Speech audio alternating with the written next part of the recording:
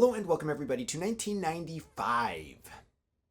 In 1995, MacGregor had already been sold. So, brief history. In the 80s, Jack Nicklaus owned a huge portion of MacGregor, I think a lot of it, but he sold like a huge chunk of it to MacGregor, okay? And that was a Finnish company of Helsinki, Finland. And then in 1991, there was this like falling out, okay? And so he was like, at the end of 91, beginning of 92, he was like, I'm not endorsing any more MacGregor products. I'm moving on. And so he sold the rest of his stake in 1991-92 to MacGregor. Okay, and so they had a few years to try to get their act together. By 1995, let me paint the picture for you. Okay, MacGregor, a company with 100 years golf history, made some of the most famous woods and irons for decades, okay? They decided to minimize their Proline brand, mostly just VIP, you know. I think there was another brand like DX or something. But the rest of it, they were just going retail, competing with like Northwestern and other retail brands. By 95, you know, so they're really on the fringes of what the golf world wants at this point. Yes, they were the first American company in 1992 to release a titanium driver. Mizuno, at the same time, in 1992, released a titanium driver in the United States. Mizuno famously released their first titanium driver in Japan in 1990, okay? But by 95, MacGregor is just a shell of a company at this point, and they're making products that are very almost competitive. Who are they competing with? The Callaway Big Bertha, the great Big Bertha with Ruger titanium. Interesting. Cobra, TaylorMade, you know, some big names in golf that are really chomping away at market share here. So what does this represent?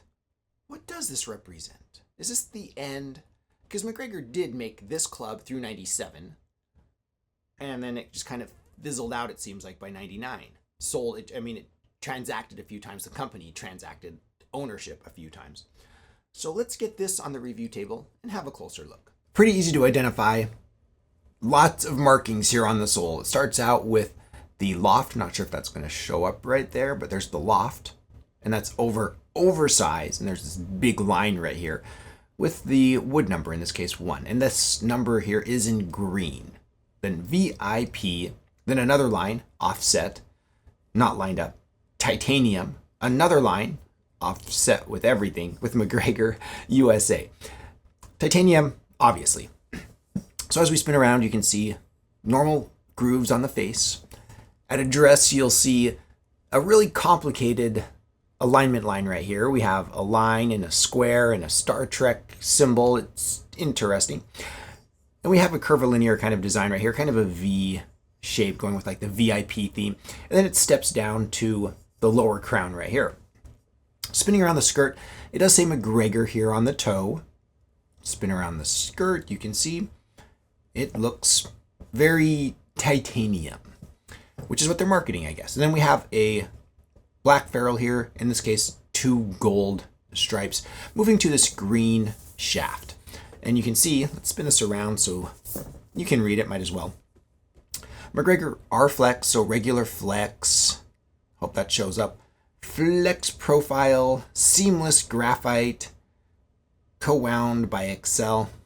I put the sticker on here so I can remember the year.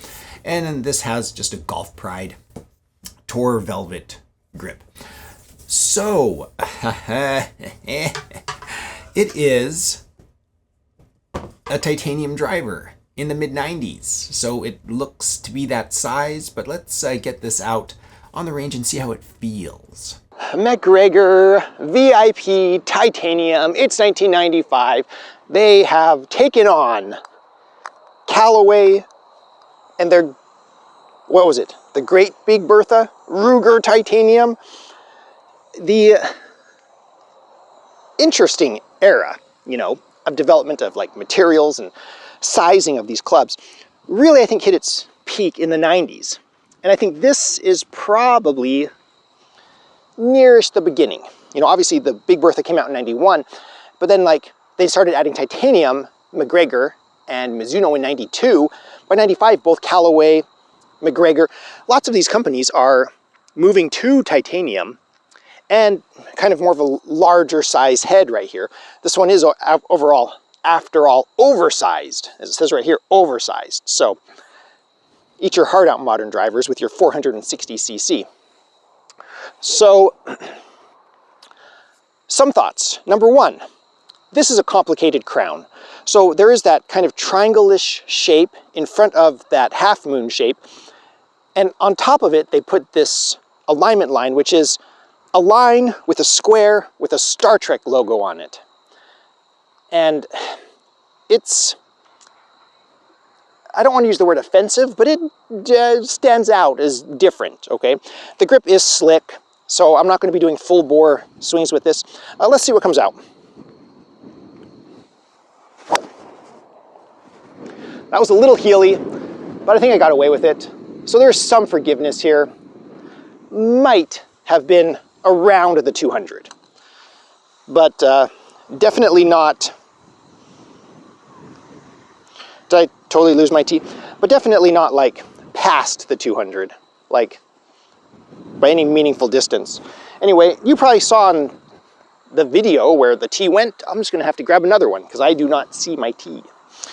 All right, oh, it's right here. Right there, that's where it just blended right in. There's a little bit of brown grass right here, right where I happen to tee up, so. All right, so that first one, it does give feedback. There's a little bit of forgiveness there. So let's see what MacGregor can do with this material called titanium. Again, lovely. The wind's helping me out on that one a little bit. That one definitely cleared the 200. So it has potential, this titanium club by MacGregor. MacGregor. I keep wanting to call this Mizuno. Yeah, I like this. It doesn't look that much bigger than the Callaways. Do I like the simplicity of the Callaway, or would I go with this? Obviously, you know, hindsight is 20/20. I think that's the cliche. And looking back, obviously the Callaway was more popular. It might be in the name, Big Bertha.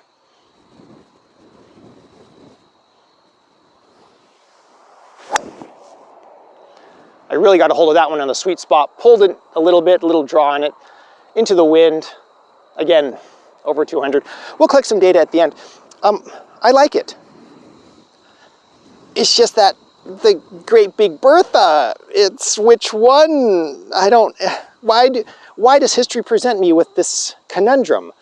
I like MacGregor, I like this club, but I also really like the Great Big Bertha. You need to let me know your thoughts in the comments below. If you had to vote this or the Great Big Bertha, or choose another one, a Mizuno, something, let us know. We have a few things to talk about. For starters, on the range, this feels like a 90s titanium driver, all right? Like the Great Big Bertha, okay? Or an early TaylorMade titanium, bubble titanium driver. It feels like those. It doesn't feel like it's lacking compared to its contemporaries. But let's talk a little bit here for a second. Big picture, okay? MacGregor at this point was a failing company. Nobody parachuted in and said, we need to save MacGregor for historical reasons. Okay, so now, in the future, from where we are now, I'm at the making of this video, it's 2024, the end of 2024. Looking back, 30 years, when these, were starting production, are we missing MacGregor? I'm asking you, the viewer. And I've seen the comments. Many of you know a lot more about golf clubs than I do, and you're brilliant, okay? Let us know in the comments below. Do we miss MacGregor? Should the government have stepped in and saved MacGregor? Or did they just phase out because of competition? That's the American way, isn't it? If you want to elbow your way into an industry like Callaway did in the 80s, 90s, or TaylorMade, from 79 with their Hollywood metal Pittsburgh persimmon all the way through the 90s, and gain that market share, do you feel like What are we missing with MacGregor? Did we miss technology from MacGregor? I'd say it was pretty competitive. In my opinion, we don't miss MacGregor. Okay, we've moved on through competition of the big companies, a lot of the big companies that are now just dominating. So, that's kind of might not be not everyone might agree with me on that one. That's why I want your opinion in the comments below. The other thing I want to talk about is what this represents to me. To me, this VIP set, when I started golf, I've told the story before, but I'm going to tell it again in this video because I want each video to be a standalone video. When I first started golf in Michigan, like actually playing 9 holes, not just going to the range with my friends like I did in high school, but like in college in Michigan, when I was just like, I want to get into golf. I found it was the Mission or Goodwill or somewhere. I bought just a hodgepodge set of used clubs. I needed an 8-iron, so I bought a VIP 8-iron. I think in my last video I said 7-iron. I was mistaken. It was an 8-iron. I remember clearly it was an 8-iron. I just misspoke because I was hitting a 7-iron at that time. But this, was part of that set. And that's the last hurrah, in my opinion, in my experience of MacGregor, because I was like, yes, I remember that. And when I looked into those, I was like, ooh, those are nice. These VIP MacGregors. And, I've looked at the woods. I didn't buy any because my friend was a tailor-made person. But let's move on from that case. So to me, I see this as the last MacGregor set. I know it wasn't. Okay, they made this through 97. I get it. But to me, this represents kind of the sad end. Now, there are other companies that are like that. Pontiac. Pontiac was the Solstice or whatever. They have that cool little convertible, which is like, I like, that car. I like this club, but am I dying to get back and play it?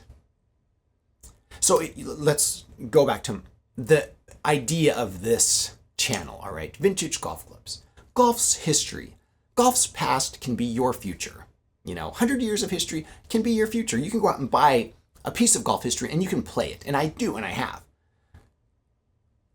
Am I excited to put this out on the range? I just tell you right now, I asked myself at the beginning of this video, I was really just thinking, if you gave me a complete set of 90s selection of clubs, and I could draft anything I want. The number one driver, 1995. What driver do you want to draft? I'd be like, give me that Callaway Great Big Bertha. Is this even on my radar? It would be a few down. It would probably be in my top 10. I'd rather play Woods Brothers, Persimmons over this. So,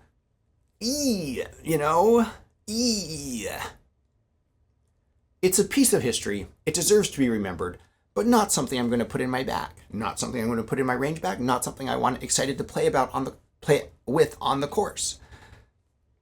But huge respect, to anybody who does. Because I could see the way I bonded with my VIP 8-iron. I could see any number of people bonding with the Woods as well. I would love to read in the comments if somebody out there still plays a complete VIP set from 1995, 96, or 97. The oversized irons in one of these, or the tour irons, whatever. And some, MacGregor Woods. That would be amazing. But just not for me. And that's why I always say your opinion is more important than my opinion, and I'm excited to read about your opinion in the comments below.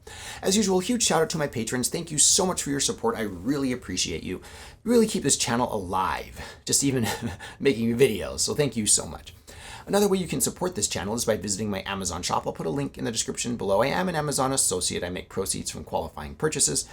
Please stay tuned for a little bit of simulator data. I'm just going to hit a few shots in the simulator at the end of this video. If you enjoyed this content, please subscribe. I am the Vintage Golfer.